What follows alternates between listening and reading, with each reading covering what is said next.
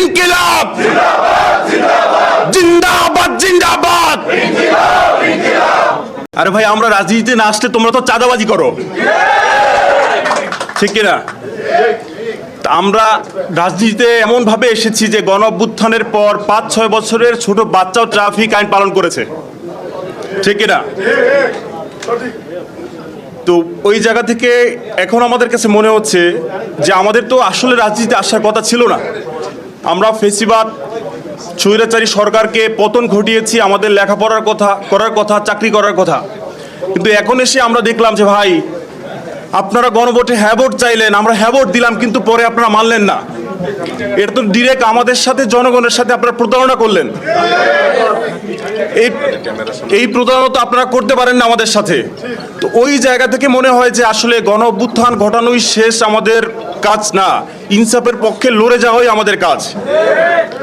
নাহিদ ভাই এখানে নাই, আমার স্পষ্ট মনে পড়ছে যে ভাতের হোটেলে বসে সবাই প্যান্ট পরা, নাহিদ ভাই লুঙ্গি পরা কেন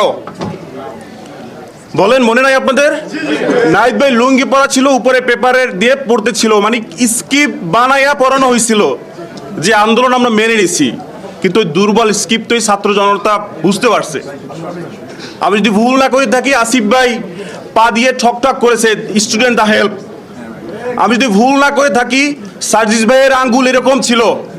সে সময় কিন্তু সবাই বলেছিল যে সার্জিস কিন্তু এটা বুঝাচ্ছে যে বন্দুকের সামনে রেখে আমাদেরকে পড়ানো হচ্ছে।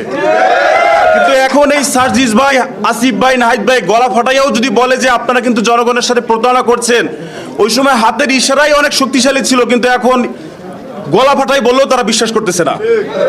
সুতরাং আজকে যদি আমরা বলি যে আমরা হাদি হত্যার বিচার চাই, তাহলে এক দলের গা জ্বলে পড়ে উঠে। কেন ভাই?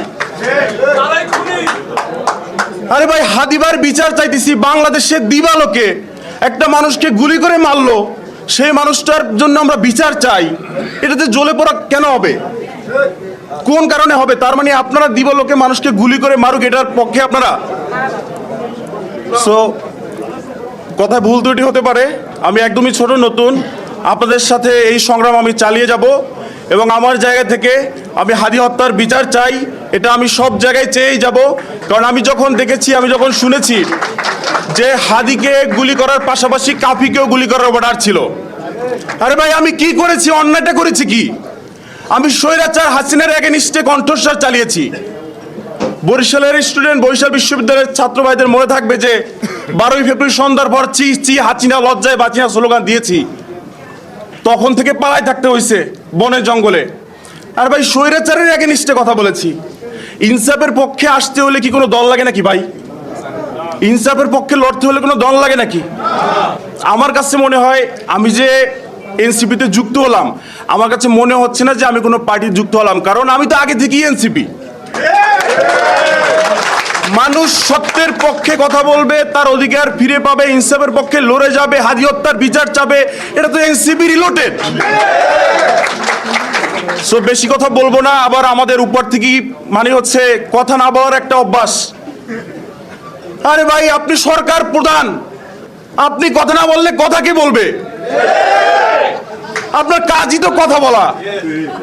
গণ অভ্যুত্থানের পর 5 বছরের একটা ছেলে, সে যদি ট্রাফিক আইন পালন করতে পারে, আপনি রাষ্ট্রপ্রধান হয়ে আপনি চুপ কেন? ইনসাফের বাংলাদেশে, তরুণদের বাংলাদেশে চুপ থাকা চলবে না। ইনকিলাব ইনকিলাব ইনকিলাব। আমাদের কাছে জানতে চাই, তিনি বাংলাদেশে আসার আগে বলেছিলেন এই দেশে ফিরে আসা শুধুমাত্র তার ইচ্ছার উপরে নির্ভর করে না।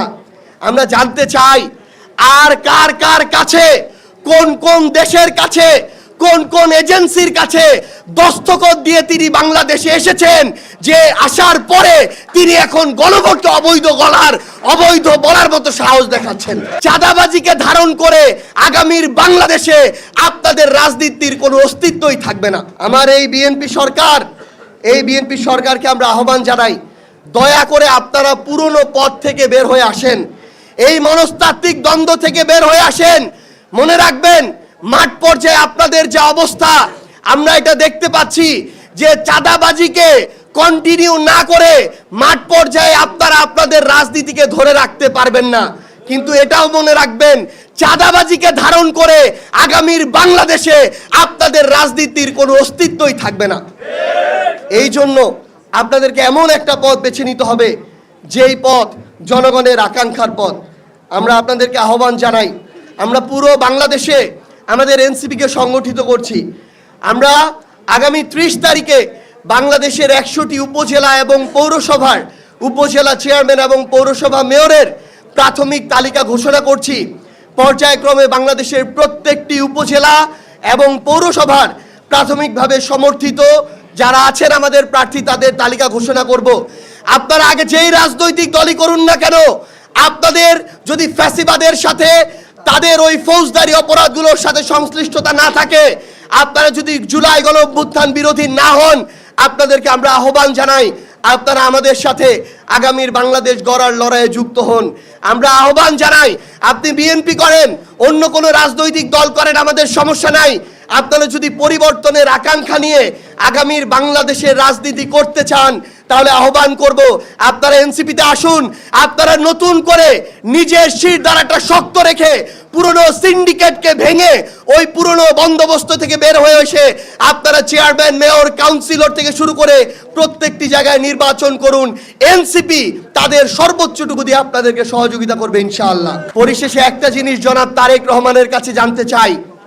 তিনি বাংলাদেশে আসার আগে বলেছিলেন, এই দেশে ফিরে আসা শুধুমাত্র তার ইচ্ছার উপরে নির্ভর করে না।